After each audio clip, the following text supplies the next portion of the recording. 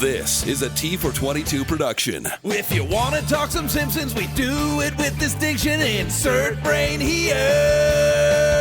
With Springfield in our vision, our spirit is embiggened. Insert brain here. Flanders, Quimby, Otto, Man, the Hasapima, pedal on. Insert brain here. We've got Simpsons to ponder. Here comes David and Connor. Insert brain here. Welcome back to Insert Brain here, a Simpsons podcast. I'm your host David, and with me as always is my co-host Connor. That's right, I'm here also. And today we're going to be talking about Season 2, Episode 19, Lisa's Substitute, with the original air date of 25th of April 1991. Very good. Okay, Connor, take us away with a nice brief, like normal, summary of the episode, please. You want me to recap the episode? Recap it, yeah. Lisa's Substitute? Yep, that's the one. Oh! Fucking Jesus. Well, you see what happens. So, after you finish coming, you fancy getting round to recapping the episode? Well, what happens is...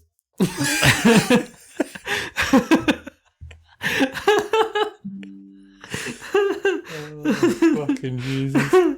I'm glad everyone's turned off now. Yeah. Everyone's clicked off Everyone the episode. else except you. Yeah. So what happens is Miss Hoover, Lisa's teacher, Yeah. is on leave because she has lymph nodes or something. Lyme's disease. Lyme's disease, yes. Mm-hmm. So she's going to have parasites in her blood and her brain and such, as explained by Seymour Skinner. Yep. So she's off. Mm-hmm. And she's replaced by a substitute teacher named Mr. Bergstrom. Yep. Comes in dressed as a cowboy, Mm-hmm. firing guns in a school. Yep. Teaches the class about the inaccuracies of his costume via Lisa. And Lisa is sort of instantly enamored with this teacher. Yeah. Meanwhile, in Mrs. Krabappel's class, Bart and Martin are both running for class president. Yep. Yep. I like how Principal Skinner under the table, basically. As soon as he hears the gunshots, I was like, yeah. When I was watching the episode, I was thinking, it's America, so... I was thinking Seymour Skinner is a Vietnam vet. Yeah, So he does yeah. have some form of PTSD, I'm sure. Yeah. And that's the episode, basically. It's just Lisa being enamored. It's Lisa being enamored with Mr. Bergstrom and Mr. Bergstrom teaching the class, and then they go on a trip to the museum because it's going to close the Natural History Museum. Yep. Lisa, Mr. Bergstrom, and Homer. Mm-hmm. Homer makes an ass of himself, as always. Pretty much, yep. Bart loses the election because only two people vote. Wendell And Martin himself. and Martin Prince himself. Yep. So Prince beats Simpson. Yep. Lisa convinces Marge to invite Mr. Bergstrom to dinner at the house Yeah. to make up for the museum trip where she was embarrassed by Homer. Yeah. But when she goes to class, Mr. Bergstrom is gone. Yeah. Mrs. Hoover's back. Miss Hoover's back. No, I said Miss Hoover. Just Miss Hoover. There's no Mr. Hoover. Good point. Because she doesn't have Lyme's disease. It was psychosomatic. Yes. She made it up, basically. Yeah. So Yeah. Lisa goes to Mr. Bergstrom's apartment, leaves school in the middle of the day and just goes to an adult man's apartment. Yep. But he's not there. But a woman who's there who was also touched by him explains to her he's at the train station, he's getting a train. To Capital City. Yes. Nice and descriptive. Lisa chases him down to the train station. Mm-hmm. He sees her off and he's like, that's what it's like being a substitute teacher, you know? Sometimes you're painting, sometimes you're bandsawing. I'm off. And he gives, Just remember what's on the note. yes, he That's it. gives her a note, and as he's driving away in the train, riding away, he opens the window and he says, read the note and you'll be alright. And she reads the note and it says, you are Lisa Simpson. Yeah. She heads home and gets into an argument with Homer, calls him a baboon, Yep. and Homer manages to cheer her up by pretending to be a monkey. Goes up to her room, acts like a chimp, makes it up to her, cheers her up. Then he goes through, cheers Bart up. He goes through to Maggie's room, puts the pacifier back in her mouth. He goes downstairs and gets Marge and says that he's on a roll as a parent, and that's where the episode ends. Yeah. I think I should fill in that gap. Well, the episode? What is there to say about Mr. Bergstrom stuff? It's just... There's nothing really to say, to be honest. Nothing I can add. I would say that's a fairly good summation of what I did the actually beginning happened. and I did the end. Yeah, right? you did the beginning, the end, and you kind of like said about there were some events in the middle. I glazed the middle. Yeah, there were some events in the middle. The Natural History Museum, he said about basically what happened there. We didn't Is go there into anything detail or before anything, that but we that's don't need worth it. noting? Not really. It was just a bunch of different class situations. You can make fun of his Lessons. name. Yeah, Mr. Bergstrom. he says about the fact that you can make fun of his name. He And reads Charlotte's Web to them. Yep. And Cries then and some other stuff. there's like a scene where Lisa's telling Marge, we need to go scene by scene. That's the idea of a recap. It's a recap. You need to go scene by scene telling you what happened. Yeah. Because ideally, you've also watched the episode. Well, that would be the idea. Yeah. You've at least seen it before, if not watched it before listening to this. Exactly. David, it's time for our famous segment, Ion Springfield. Very good. This is the segment in our show in which I go over characters who made their first appearance in this episode of The Simpsons. Hold up, Connor. There There we go.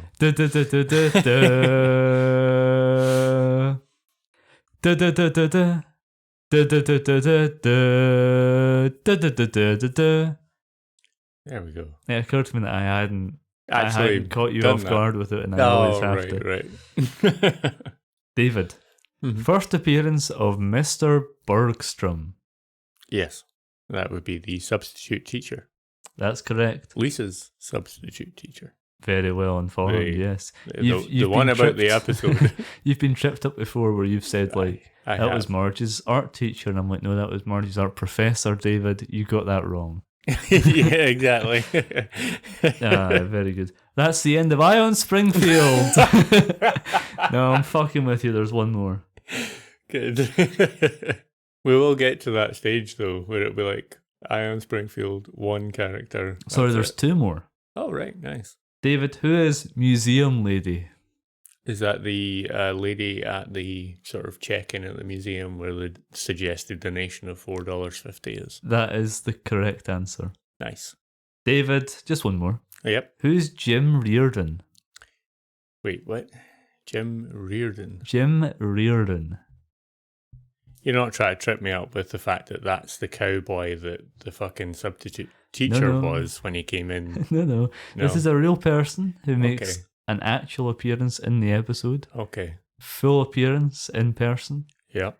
I will tell you, they do not speak any lines of dialogue. Oh, for fuck's sake. Who could Jim Reardon be? Anyone standing out to you? The podcast dog is snoring at your lack of guesses. I think she's just snoring in general. I don't know. The only person that's coming up into my mind is the fucking mummy. But I was No. like, can't be him. It's not. Jim the Mummy is not correct. No. Don't know. You giving up? Sure. You could have got full marks this one. You got Yeah, 2 out of I 3. never do. You got last time or the time before that. There's been one where you got full marks I think there's been one. in these 30 odd episodes, 35 odd episodes. Yeah. Jim Reardon is the guy standing at the train station. Get fucked. Get absolutely fucked. I will ensure that you never get another Ion Springfield correct, you absolute fucking bastard. The guy standing at the railway station. Hold on a second, I'll bring up the photo. Please do. This guy. You mean the guy that was standing there when the camera panned onto the railway station and there happened to be someone standing there? Yes. David, when I established this segment, I said any character. Yeah. He's a named character. If it was man at train station, I wouldn't have bothered putting him in. We've had some Museum similar Museum Lady had lines of dialogue. Yeah. And she appears again probably at some point. Jim Reardon. Yeah. Fair enough. Da da da da da. Da da da da da da. Da da da da da. Da da da da da da. Da da da da da da. Did you enjoy that segment of Ion Springfield, David? I always do. I'm sure. David, who do you think voiced? Do you know who voiced Mr. Bergstrom? I should ask you that first. It was Dustin Hoffman, wasn't it? Yes. Okay, Yeah. good. I just wanted to make sure. Yeah. So we didn't talk about that prior to. No. I thought I recognized it right at the start. I was like, I know this voice. I Yeah. definitely know this voice. And then about a line or three, and I was like, I'm certain that's Dustin Hoffman. The Graduate reference also. Yeah, well, Gives it yes, away. aye, it does. I did consider getting in touch with Dustin Hoffman's agency and seeing if he wanted to be a part of this episode, but I forgot. That's the only reason why Aye, he even isn't if been right here. here, right now. We've got a little steel chair for him. We do a little fold-away chair. The legendary Oscar-nominated, Oscar-winning actor, Dustin Yes. Hoffman. Yes. I believe he's like 87. Mm-hmm. We could probably shoehorn him in between the dog and the Lego. Well, Mega blocks. Mega Blocks. Be honest. Yeah. No, it would actually genuinely be between the Lego and the... There's one or two little bits of there's Lego in front actually of that some- tower of Mega blocks. I mean, to be fair, the Mega Blocks is like large pieces. So it's... Almost not even bricks. Yeah. There are some bricks in there. Mostly holding the large pieces together. Do you, David, think that Mr. Bergstrom is actually a good teacher? I think that he is, because it's a very engaging class. I think a lot of the time when you see some of the Simpsons episodes, at the very least, so far up to this point in the classroom, you've got some people paying attention, but not very many. I think some people are probably just drawn in a straight line. See, I think there's certain things about his teaching style that wouldn't hold up today. Yeah. Starting with walking into the classroom dressed as a cowboy with two pistols and firing them into the air. I get that they're not real guns. Yes. But At they do most, make they were probably cap guns. They do make a banging noise. They do make a bang, yes. And when they're in the holster, they look like real guns. Yes. And I get that this episode came out pre-Columbine. For quite a few years. It's like 1991, I believe you said. Columbine, I want to say, was 99. Yes, aye. In a today world? No. Absolutely not. There's also, maybe I'm nitpicking him here, there's a line that he says where he says he wants every student to have two eyes on him. People with missing eyes and lazy eyes. Yeah. Oh, when you're a teacher, you get like disability training and you try and be inclusive and all that stuff. Yeah, maybe if you definitely had a class where you knew that every student had two fully working eyes, but he's a substitute teacher, he just walked in. Yeah. Doesn't know that.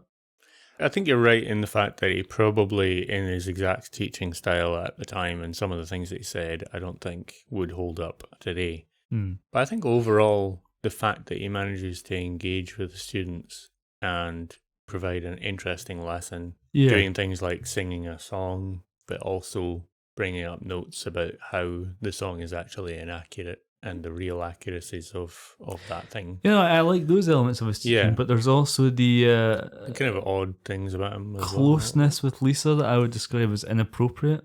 I'm not saying that he's a sexual predator. No. I would actively say that he is not. Yeah. Well, I just think that like saying, well, the museum's going to close, so why don't I meet some students outside of school hours at the museum? Yeah. That's a sackable offence. I'd say, you're right enough there. You can't organise to meet up with students outside of school hours off premises. Yeah.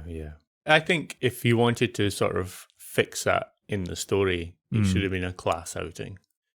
Maybe it's a class outing where it's like, students and their teachers, and only Lisa and Homer show up.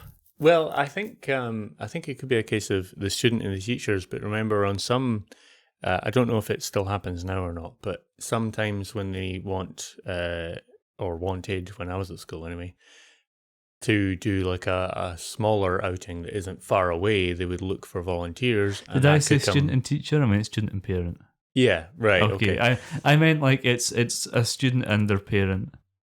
Right. Would come because it's just going to be Mr. Bergstrom and it's larger class. And then it's just Lisa and Homer that show up. Yeah. And maybe if you want to, could throw in like you could throw in Ralph Wiggum, yeah, Chief Wiggum.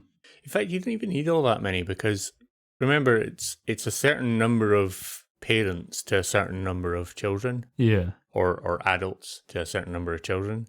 So I think it's like 1 in 5 or something like that. So one adult with 5 kids can supervise up to 5 children or something. It might be a different number now, I don't know. So if there's like 15 students, you need 3 adults. Yeah. Right? So you'd have the substitute and you'd have 2 parents. But say maybe some of them don't turn up and it's only a handful that end up going, 5, 6 children that end up going. And so you have Homer, the sub, Mr. Bergstrom, and you'll have Lisa there and a couple of other kids. I was saying is for the story's sake, maybe no one else shows up. Well, I mean, you could do that as well. Maybe the students of Springfield Elementary are too far gone because of having teachers like Miss Hoover and Edna Krabappel. Yeah. Or maybe you just make it a lot more clear that he just wants to go and see the Springfield Museum on his own and accidentally bumps into that Homer. would be fine. And Lisa wants to go because she wants to do what he suggested, which is go and see the museum. It's and just she's like, actually, you know what? I haven't been to see it. So that's something I would quite like to do. That would work as well. But if you just make that a lot clearer, then that would be a lot better and a lot more reasonable. Yeah. But other than that, no, I think he's a good character, and I almost wish he showed up again, because this is his only appearance. Yeah, it would be better if he showed up again. I quite like him. Maybe he's good as a one-off character. Maybe if he showed up now, it wouldn't be the same, or it wouldn't be utilised properly. Or Bart's. I'd quite like to have had a teacher like that, to be honest. I had a couple of teachers like that. I had one like that, which is why I did so well in biology at school. Oh, nice. My biology teacher was awesome. That's why I did a lot of art classes, even though I wasn't good at it. Right. Enjoyed the class, though. Aye, and I had a good important. philosophy teacher as well. Right. We didn't do philosophy when I was at school. Damn. But that's not because of my age. That's because it was before Plato, mate. Socrates hadn't written anything yet, you know? No, that's because it was a shite school. Yeah. I also went to a shite school, but we had a little cupboard where philosophy was taught. Right. Like essentially a closet where you could barely fit the students in. Nice. Not like the important subjects like PE, where they had like 2 separate buildings. We also, at my school, also had a fairly heavy industrial sort of well-funded PE section. What did you think of Bart's B plot? So I think everyone remembers the conclusion to the B plot. Yeah. Which is, there's only 2 votes cast. Yeah. 1 for Martin, 2 for Martin. Yeah. I think it's a good way of breaking up the episode a little bit, so it wasn't just focused on, because like what else would you put in the episode between Lisa and her teacher? It would just be more classroom shite. But I like that it's another school plot. Yes. So they kind of run together and they blend together quite well. The scene where... Well, they go up and down through the floors, don't they? Aye, between them. I will say, I thought this was from like a much later episode, to the point where when it started and I saw that Bart was running against Martin, I thought, they've done this storyline more than once then. Yeah. I also thought that as well. I had actually seen this episode prior to I was watching it there not that long ago, and I could have sworn it was from like season 5 or 6. Yeah. There's also the fact that it doesn't really have a setup. Yeah. You just pan up to the classroom. In fact, the first scene of him in the classroom has nothing to do with the election. It's Bart showing a cat giving birth on a VHS tape. Yes. Which he says is Snowball 2, but that's actually incorrect. Yeah. He says it's Snowball 2 being birthed, but actually there's a prequel episode. Right. We find out how they actually got Snowball 2. So fuck this episode. 0 out of 10. Very good. And then he rewinds... Ruined already. Yeah, he rewinds the tape and they see the birth put back in. Yeah. Traumatizing the children despite Miss Krabappel not doing anything about it. Yeah. Just watching Could and just screaming walk along. over and yank out the cable or turn it off. Grab the controller off the kid. Anything. Press the button to eject the tape. Yeah. Anything. anything. Not let Bart put anything on the TV in the first place? Yeah, well, I guess you why can. Why the fuck were you That's the thing about trusting Bart? You have to keep giving kids like that chances, unfortunately. Yeah, but I mean, come on. At least proofread it or proof watch it before you fucking do it's anything. more work, though. True. I suppose she didn't have much lesson planning for that episode, or that lesson. She was just like, yeah. This is our first time. I don't know why I started on that so much. This is our first time seeing Mrs. Hoover. Mm-hmm. I know I'm doing it. Ms. Hoover, the single Miss Hoover, in a classroom. She had her first appearance in a previous episode. It was last week's episode, Brush with Greatness. Oh, yeah. She debuted. This is her second appearance. Yeah, because before that, it was just like a mention of her. Yeah, her name was mentioned. There's a season 1 episode where I mentioned that her name is in the episode, but she doesn't physically appear at all until season 2. Yeah. Huh. All right, nice. Hi. 3 blind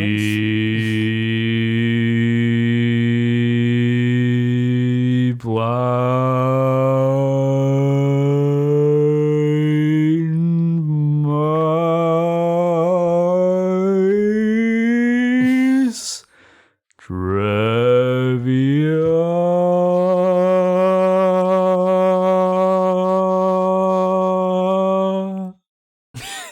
David, it's time for 3 blind mice trivia. The segment of this episode where I cover. No wonder your voice is fucked. Where I cover characters. No, that's Ian Springfield. Oh, right. Ian Springfield. The segment of this show where I do trivia for this episode. Yes, yeah. Trivia time. Yeah, trivia. Dustin Hoffman is not credited as Mr. Bergstrom. Yes. His pseudonym, I bit my fucking tongue. It's not my day. No. His pseudonym was Sam. I clocked it on the episode credits there when we just watched it. It was not Dustin Hoffman. I didn't see it was Sam. I just saw Mr. There might have been a Bergstrom. surname that I didn't write down. I've no idea. I don't know like if it could just have been Sam. But we're not here for I wonder trivia. why he wasn't credited. I wonder why he didn't want credited. I think it's a pretty common thing. Yeah, or it was at the time. 'Cause yeah. remember there was a season 1 guest who was under a pseudonym. Yeah. But I just wonder why that was a thing. I'm not really sure. It doesn't make any sense. Maybe there's other trivia about it. Maybe. Let's plow on. Let's go. This episode was seen as controversial at the time Okay. in the writer's room, as they felt the show was just finding its feet comedically. All right, and this doing is a more more of a sensitive episode. Yeah. That's why I don't think his character returning now would work. Because Mm. there's been more sensitive episodes recently, but I worry that they couldn't quite match off this the same. feel. Yeah. The episode was promoted as Bart runs for class president. So obviously Bart Mania was big. Oh, of course. Yeah. Lisa falls in love with her substitute teacher doesn't quite have the same ring to it. Yeah, I suppose you don't really want to promote that part either. Dustin Hoffman's lines were recorded in New York. Mm-hmm. Some of the core cast were flown out to New York in order to record with Hoffman. All right, nice. Probably Yardley Smith, Right. who voices Lisa, and Dan Castellaneta, who's Homer. Yeah. Dustin Hoffman's voice got so low on the recording of the song he sings in class that there was fear it wouldn't be picked up on during the airing of the episode. The audio was boosted as much as possible to avoid this. Right. I did that with your audio sometimes. Yeah. I do just sort of whisper into the mic sometimes. ASMR. Yep. Hoffman also had to record a pickup line while in LA in his trailer filming the Steven Spielberg movie Hook. Nice. Where he played Captain Hook. Yeah. Opposite Robin Williams. Yep. The line he had to re-record was the line he says when on the train, as it felt the original audio was too clean for someone on a train. It sounded as if the character was talking to someone right next to them. Right. E.B. White's living relatives would not clear the show to use the book Mr. Bergstrom is reading to the class. which is Charlotte's Web. Yeah. As a result, the amount he is seen reading is the legal maximum you can have be read without being sued. I like that. That's good. Dustin Hoffman said he really loved the graduate joke in the episode, but wasn't sure how to go about doing the line. All right. Yeah, that makes sense. Mr. Bergstrom was designed after Mike Reese, longtime writer and producer on the show. Right. I believe, as of recording this, Mr. Bergstrom might be his Twitter icon. All right. Nice. But I could be wrong. Maybe it's changed. I don't know. At the Natural History Museum, Mr. Bergstrom is wearing a Simpsons show crew jacket. Ah, right. And one was actually, I believe, given to Dustin Hoffman as well, because they gave them to guest stars. Yeah. Matter of fact, very recently there was a video of Susan Sarandon giving a speech regarding Palestine. Yeah. And she's wearing her Simpsons crew jacket because she was in an episode of The Simpsons. Yeah. Bonus trivia. Yeah. The newspaper of Martin winning the election is a parody of the newspaper headline from the US general election in which Dewey defeated Truman. That's the one. This newspaper headline was actually incorrect, as Truman won the 1948 presidential election. Yes. Yeah. Which is why it showed Simpson defeated Prince on the newspaper. Which is funny. Yeah. I'm glad we sounded so dry about that. Jim Brooks wrote the "You are Lisa Simpson" line and passed it around the writer's room on a piece of paper. None of the writers understood it and thought it would flop, but it has gone on to become one of the most frequently referenced heart-touching moments on the show. Also, the original note had an exclamation mark, which was left out when the note was written into the episode. Okay. I love the note that says "You are Lisa Simpson." Yeah. The scene where Homer helps Maggie was cut from syndication. Really? Probably just for time. Probably, aye. Put more adverts in. Yeah, true. Nancy Cartwright does the noises that Maggie makes. Right, the sort of uncomfortable baby noises. Yeah. She did have her newborn infant in the studio at the time, and they tried to get noise from the baby to use, but in the end went with Nancy's audio instead. Fair enough. David, you might be thinking to yourself, that's the end of Three Blind Mice trivia. I know it's not. Oh, there's an ominous foghorn in the distance. Who complained and why? That's right, David. It's time for our segment in a segment, Who Complained and Why? This is a segment in which I take a piece of trivia, twist it maliciously, and throw it in David's face. Yes. I ask him, who complained and why? Yeah. Also, sometimes this segment is just, why did such and such complain? Yeah. Who complained about such and such? Yeah. This time, David, this segment is just, why did people flood the episode? Why did people call about this episode? I don't fucking know. That's the segment, you have to guess. I am aware. I'm supposed to guess. Maybe I'll reword that and make it more legible or fucking suggestive, maybe. Why did people call in about this episode? That's all I can say. It was the general public. I'll give you the who. The general public called in about this episode. I'll give you another thing. It's not a complaint. Okay. So who complained and why? Was it? It's complained and why? I'll give you the who, and I'll take up the complaint. Just why? Just why? Why? Why? Why? Tell me why. Tell me why.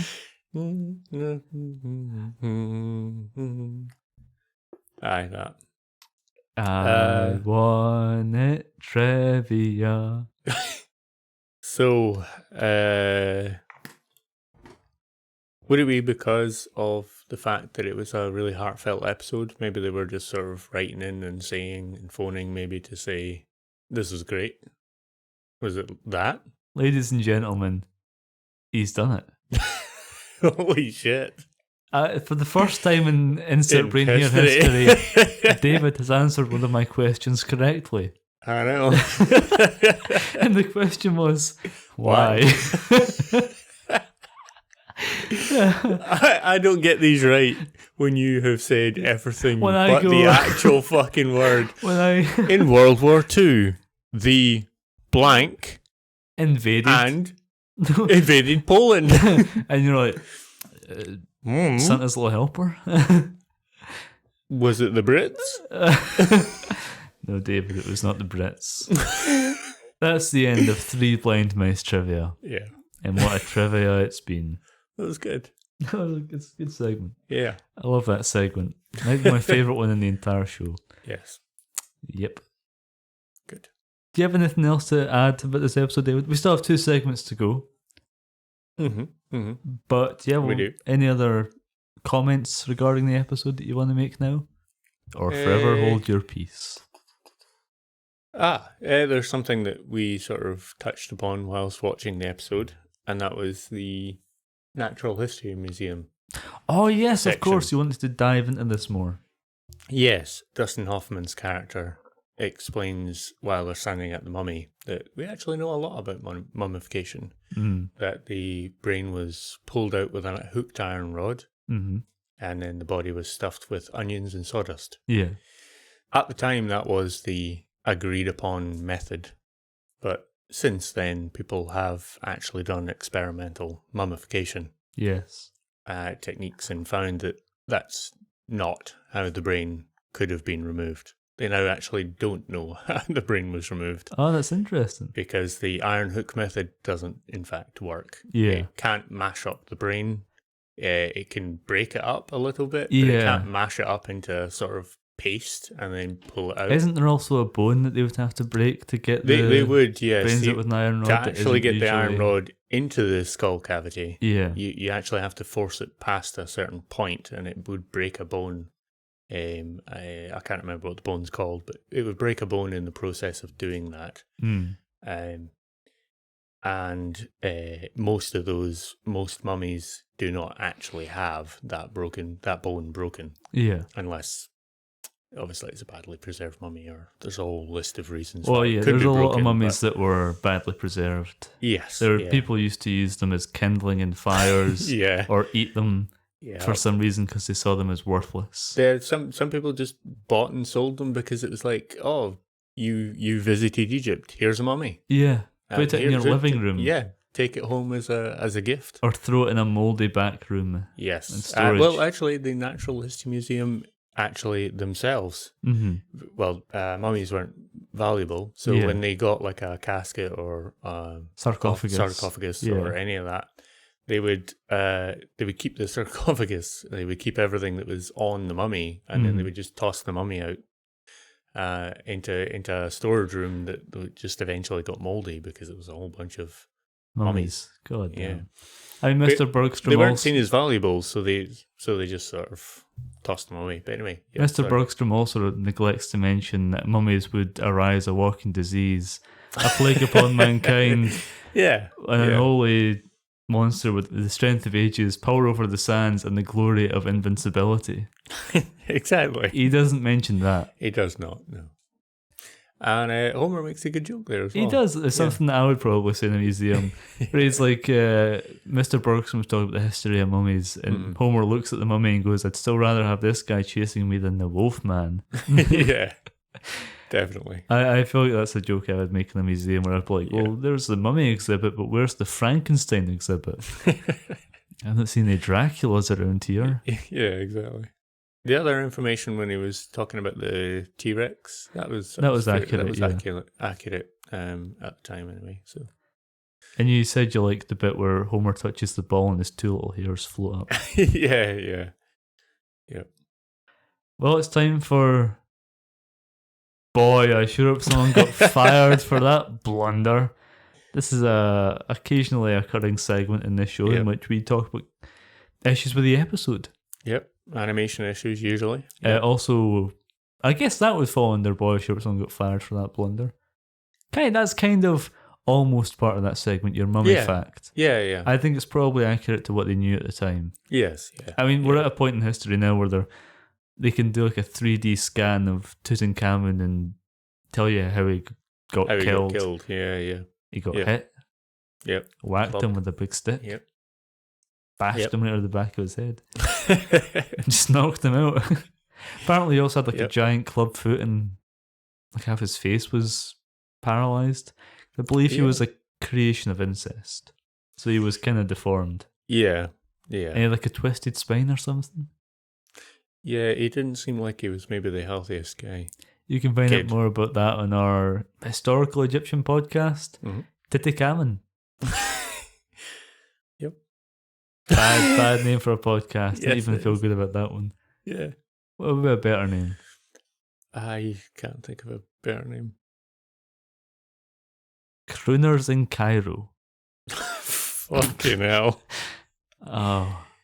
Fuck it. Let's go for it. Bottom of the barrel, mate. Bottom of the barrel. Aye. It's an off day. Podcast paleontologists. That'd be pretty The decent. paleontology podcast. Yeah. There we go. Yeah. Is that paleontology? The paleontology is like Paleontology's like dinosaurs usually, but general artifacts, right? archaeology is the digging up of or research of ancient humans. Well, whatever. But David, it's time for boys. Someone got fired for that blunder. 3 Blind Mice round 2, is it? It's time for Ion Springfield. David, it's time for boy shorts. You had something for the segment. I did regarding Lisa's mirror. Yes. This is in the scene where Lisa's upset with Homer, and she's run off up into her bedroom. She's got her head in her arms at her sort of vanity mirror. Yeah. And on the mirror, there's a couple of pictures and there's little note. A little animal. There's a nuke with a no sign over it. The Ghostbusters no sign. You know what I mean? No smoking kind of thing. And there's a little love heart with a love heart and an arrow through it and some squiggles under it, which we presume, based on the episode, is Mr. Bergstrom, probably. No, because the note that Mr. Bergstrom writes for No, not that note. Okay. I think she might have just written that herself and put it up on the mirror. Maybe. So, but that's all I can think of, unless I can't imagine she would put like a Ralph thing up on there. That's not happened yet. Yeah, I know. There's going to be nothing else there, really, is there? So I would imagine just for the episode, they just did something like that. Maybe it's from... Or that's the kind of thing that would be in a kid's room, a little girl's room, I guess. Maybe it's from Millhouse. Maybe. You were saying, but so that little note, it's on the mirror. Mm-hmm. And then you see Homer standing there. Mm-hmm. And he's supposed to be sort of between the mirror, or your view through the mirror. Yes. And so basically you would see... He's in the mirror and you're looking at Lisa. You would be looking at Lisa. He's in the mirror. So you would see the pictures over Homer's arm. Instead, you're seeing it as if he is standing in front of them. And they're on the wall behind him. And they're on the wall behind Homer instead. So basically a bit of... Continuity issues, yes. Yes. With where there's a place. I badly explained that, but it is what it is. I'll make something out of that in editing. I'm sure you will. I'm sure you'll pull another miracle. My boy, sure someone got fired for that blunder. Mm-hmm. Is 2 hideous character models. Yes. Who look like... 2 like Lisa rejects. Yeah, one has spikier hair that's kind of floppy and a purple dress but with different eyes. Mm-hmm. Eyes like no other Simpsons character. Mm-hmm. Then Millhouse is in the middle, and then on the other end it's a like Lisa lookalike. Cauliflower hair, Lisa. With cauliflower hair and an orange t-shirt on. Yeah. This is during the scene in which Bart is rubbing Martin Prince's presidential election poster on his buttocks. Yes. Yeah. Awful character designs, ugly crowd shots. I noticed in general the class that Lisa's in, it's like Lisa, Janie's there for at least one shot. Yeah. And then every other character is like a random creation. Yeah. Like Ralph is in that classroom, but he's not in this episode. Yeah. Wait, is Ralph in it? Ralph is in Mrs. Hoover's class. Miss Hoover's class. But is he not? Is it's not? Well, no, he Ralph, is in the episode. He says one line at the beginning when Miss Hoover's there. He reads the.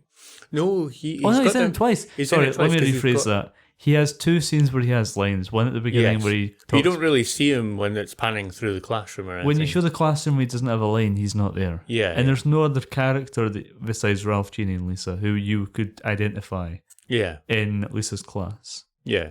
They're all in Bart's class. Yeah. But that is the end of my complaints. Already. Well, I think we're about to wrap it up if there's not any one piece of animation that you want to add.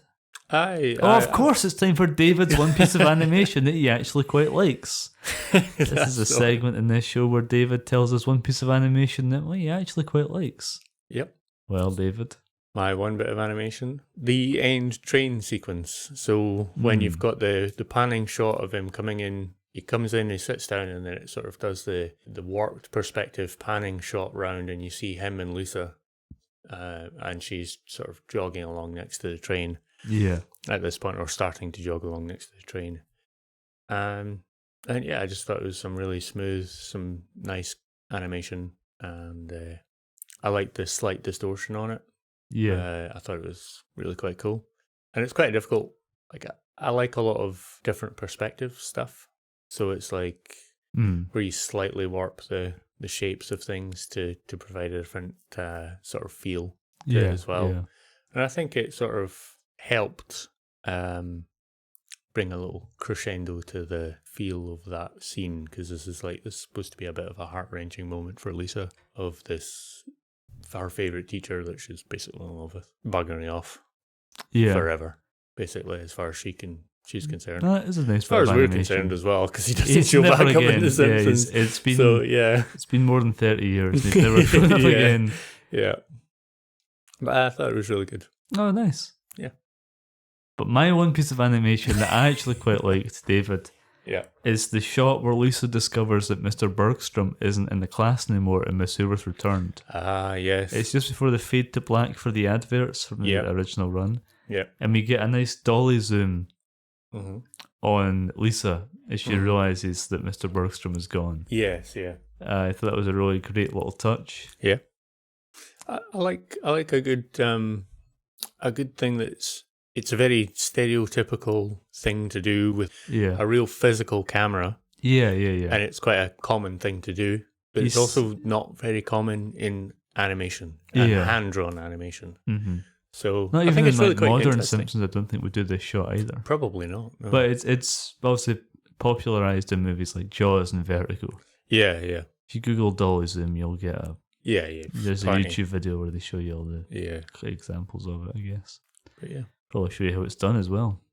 You move the camera in one direction and then zoom in the opposite direction, and it creates a shifting plane. It's one of my favourite camera tricks. It must be quite a tricky thing to actually do when you think about it, to get the perfect zoom. We have to match the zoom with the movement with the movement you're moving in. Yeah.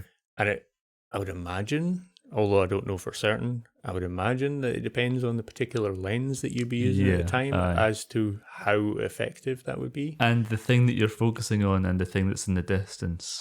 Like the distance between them as well. Like, it's one thing to do it with Roy Schneider and Jaws, but it's a totally different thing entirely to do it in Vertigo, where James Stewart looks down the stairs of the bell tower. Yeah.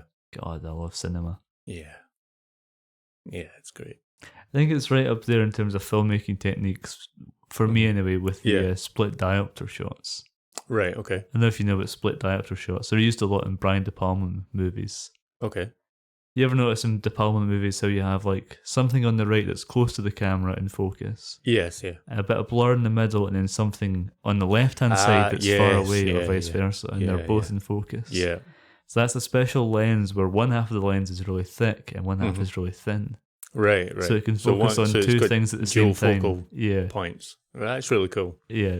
You'd have to really do a lot of thinking for that shot, because that has to be perfectly in focus in both sort of areas. Yeah.